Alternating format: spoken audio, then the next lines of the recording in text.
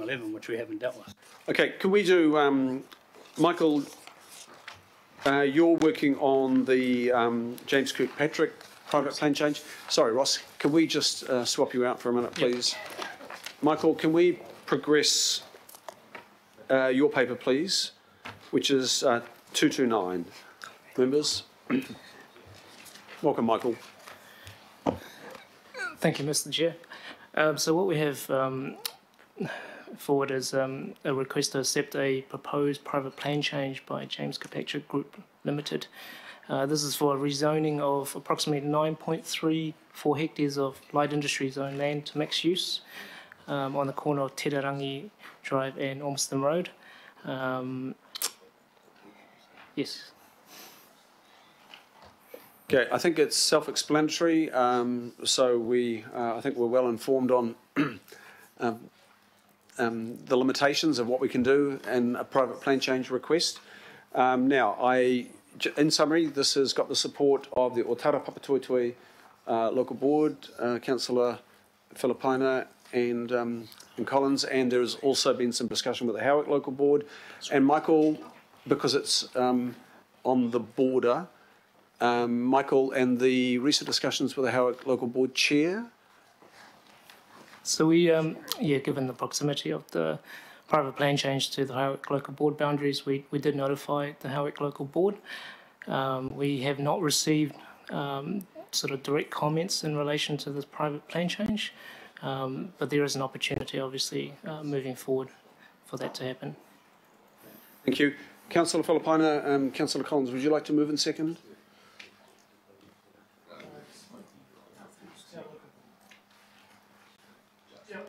A move, a second.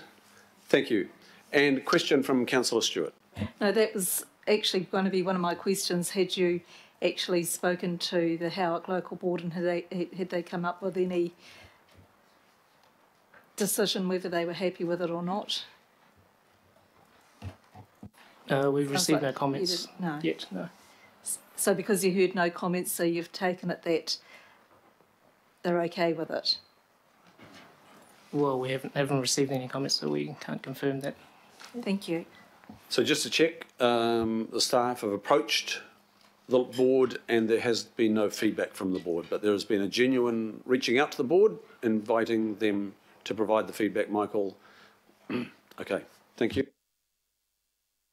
Councillor Wayne Walker. Is it likely that this change is going to result in less employment within the area, because you're effectively mixing it with housing?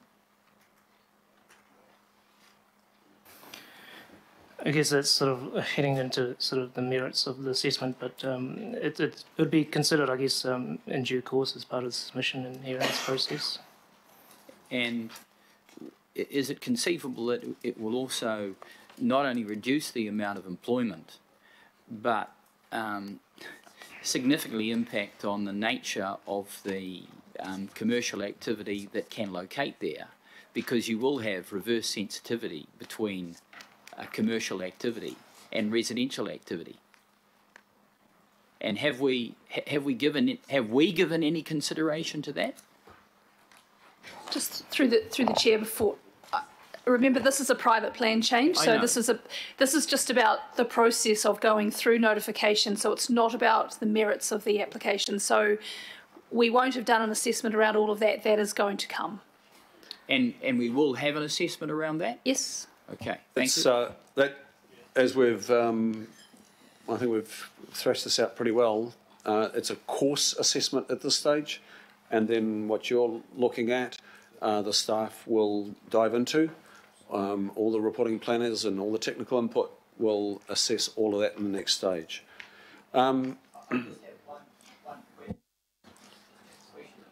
Michael? Generally, yes, I'm familiar with the circumstance where you've got a mixed situation that goes to retail and residential.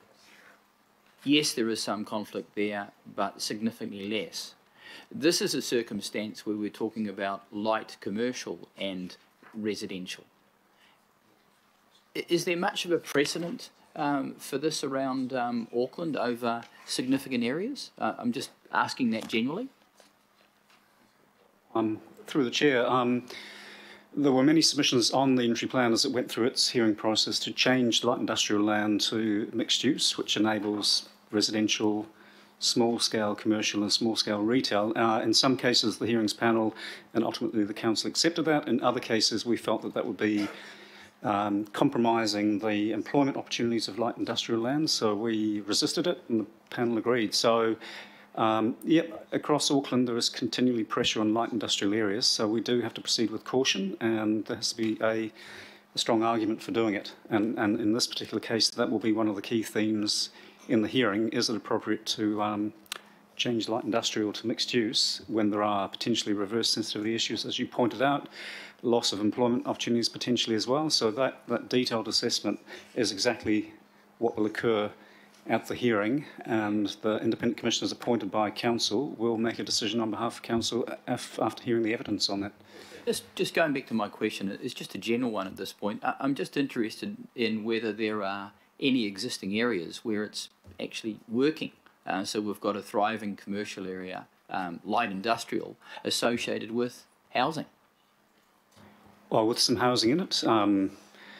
Look, on the North Shore, the North Harbour Industrial Estate has some residential in there. There are probably some issues from time to time. They're not popping up as significant issues that we're hearing of, but yeah, absolutely. In the sort of more at the heavier end of light industry, if you have residential there, absolutely there can be some big issues. If it's more very sort of high-tech light industry, potentially they're quite compatible with residential, so it can work in some cases. In others, it can be a big issue. So a supplementary question to this. So I'm familiar with the location, North Harbour. Are we actively monitoring and evaluating that situation to see how the residential mixes with what might be light commercial? And because my observation is there ain't always that much light commercial when you mix in the residential.